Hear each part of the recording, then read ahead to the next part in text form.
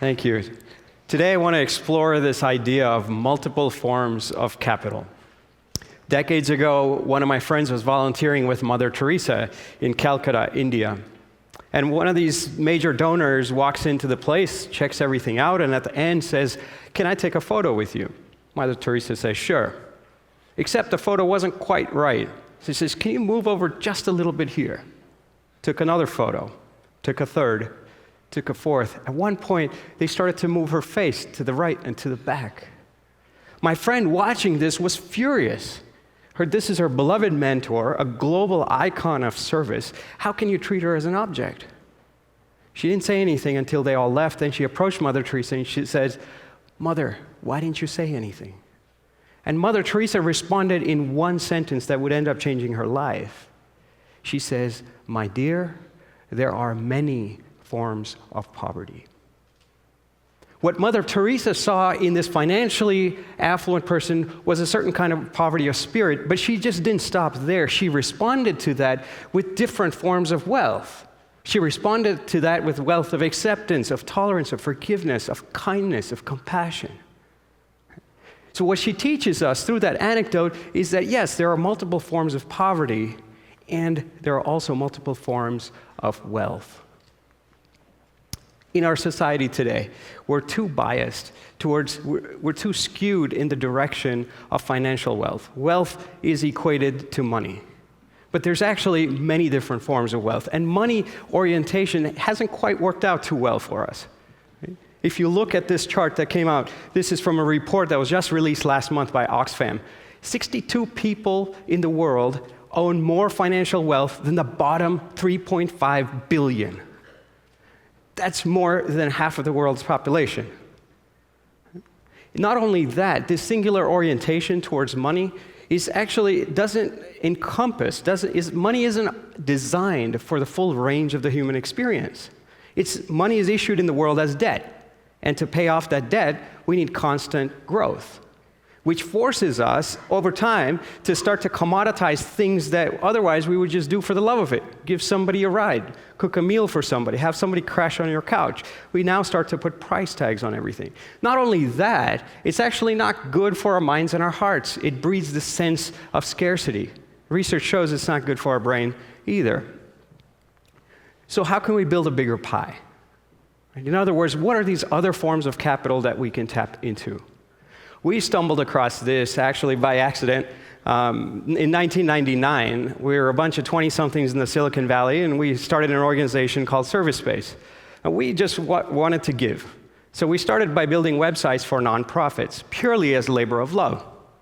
But over time, people told us that, look, if you want to scale this up and you want to continue this over a long period of time, you're going to have to monetize.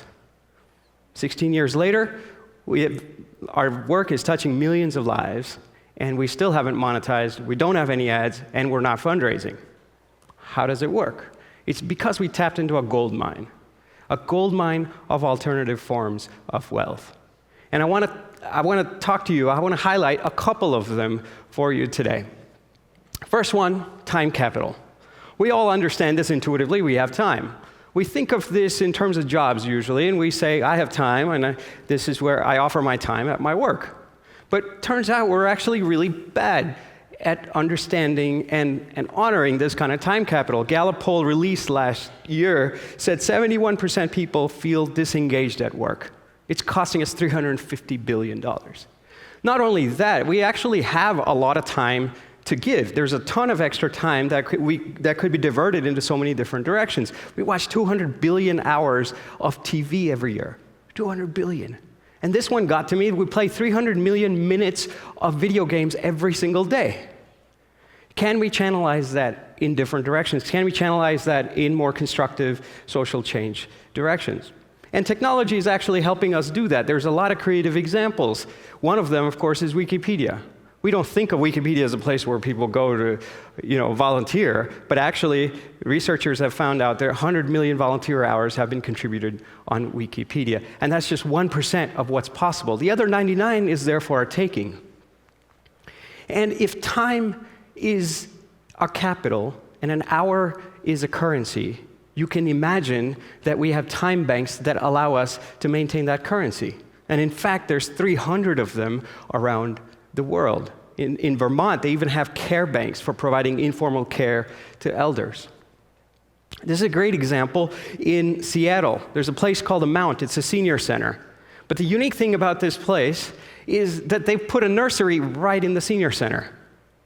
Allows for intergenerational learning. Now, if you think about it, it's really brilliant because both seniors and toddlers have a lot of time, right? And you put them together, and it allows for a lot of different exchange of wealth. Seniors have stories, they have experience, they have wisdom. Kids have curiosity, they have energy, they have enthusiasm, and allows for so much new value to be created.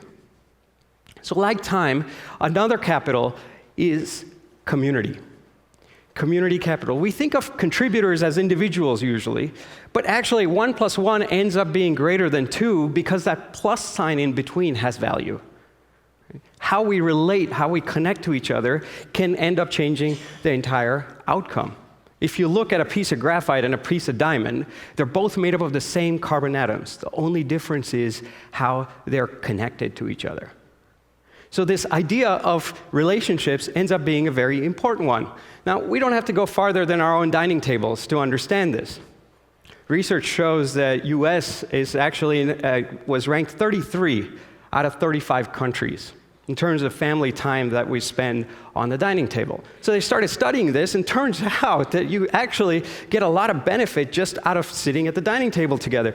If you have kids that young, they pick up, their vocabulary grows. Right? If you have slightly older kids, their test scores go up. Even older kids, they start to eat more fruits and veggies, and they're less likely to be obese. Binge drinking, depression, violence, all these rates go down. You wouldn't think of that when you're thinking of the dining table because you're just having a meal together, but those relationships start to have all these ripple effects. This is Robert Waldinger at Harvard. He's the director of one of the longest studies on the good life. 75 years. After 75 years of studies, they issued one major finding. Good relationships is the key to better health and to more happiness. Comes down to relationships. We don't have to go farther than Robert Putnam's seminal work, his book called Bowling Alone, to see that this is actually in decline. We used to bowl together in leagues, now we do it alone. And it's not just bowling, we play cards alone. We don't engage in social community organizations. We're less likely to vote. In fact, in one generation, our trust has gone down by more than a half. But that's an opportunity, and this guy is my friend, very good friend, Pancho, and he says, I'm going to take it as an opportunity. He decides, he's an astrobiologist at UC Berkeley, and he says, you know what, I want to be the change. So he decides to move in to a community in Oakland at the border of 3 gangs, and says, I want to build community here. I want to raise community capital. What does he do? He starts talking to everybody. You walk down the streets, everybody knows him. Right? He has weekly gatherings. On Fridays, they hold these awaken circles. On Sundays, they have this fruit stand where everyone shares local produce together without any cost. His home has no locks. Anyone can come in anytime. So if you press Pancho and you say, hey, buddy, what's been the impact of all this work? You've been working for 4 years. He'll tell you this. He says, 4 years ago, whenever there was a shooting, everybody would flock in for safety. Now, when there's a shooting, everyone runs out. Because this is their neighborhood, this is their community. These are people they care about. Like that, a subtler form of capital is attention capital. We all know this intuitively because the whole advertising industry is geared towards monetizing our attention. The goldfish has attention span of about 9 seconds. So you get the bottom of the rung. Turns out that in 2015, last year, we have replaced them at the bottom. We used to have a 12-second attention span. Now we have an 8-second attention span. Right? Our minds are full. Instead of being mindful, we're totally overloaded. And today's New York Times has more content than we would encounter in our entire lifespan in 17th century England. And what all that content does is overstimulates our nervous system. And that overstimulation totally feels us leaving exhausted and dissatisfied. So, there's so many different ways in which we can build our attention capital. Mindfulness is certainly one of them. This is my friend Megan. She decided to bring this to school. So she set up a curriculum, and she'd go classroom to classroom. Now, she would do this. One of the practices she did was brilliant. She would ring a bell, ding, and she would say, can you just watch your breath until you can no longer hear the sound of the bell? And these kids would do that day in and day out. And I remember watching an ABC clip on them, and there was one of these kids who was interviewed, and he says, look, things in my life weren't going so well. I sat on my bed one day, and I decided to end my life. And then I remembered that bell exercise. And I thought maybe I'd just wait. And the feeling went away. That kid is not only alive today, but doing really well. This is the power of attention capital in the sense that it gives us far greater choices with what life is in front of us, with exactly the same life in front of us. So, as I mentioned, there's time, community, and attention. These are the kinds of capital. Each has its currency. Time is measured in hours, scales into time banks, and shows up as engagement. Community leads to relationships, or has the currency of relationships, leads to social networks, and creates trust in our world. Attention leads to mindfulness and ultimately pro-social acts. But we're just not limited to this. There are so many other forms of capital. Nature is a form of capital. Knowledge with ideas leading to innovation is a form of capital. Technology is a form of capital. Culture is a form of capital. Compassion with kind acts is a form of capital. So if we start to look at this lens and broaden ourselves beyond the scope of money, we can really tilt the seesaw in a different direction, perhaps towards greater love. This is my friend and an inspiration, Reverend Heng Sure. He's a Buddhist monk. Now, he uses music as a tool for transformation. And so when he came out with a CD, he had a choice. You could, of course, put a price tag, or you could do something different. This is what he put on his website. He says, recipe for downloading the CD. Perform a priceless act of kindness. Write and submit a reflection of your experience. And check your email to download the album. He got hundreds of submissions. One of them was a woman in Poland. She says, my priceless act of kindness was calling my mom. It happened to be Christmas Eve. Lights were out. Mom was sitting crying. She says, why, Mom? She says, well, it's Christmas, and I didn't want my neighbors to know that I'm home all alone.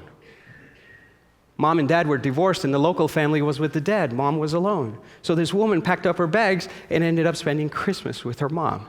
Now, you offer a song to somebody, and you receive such an act of kindness. Truly priceless.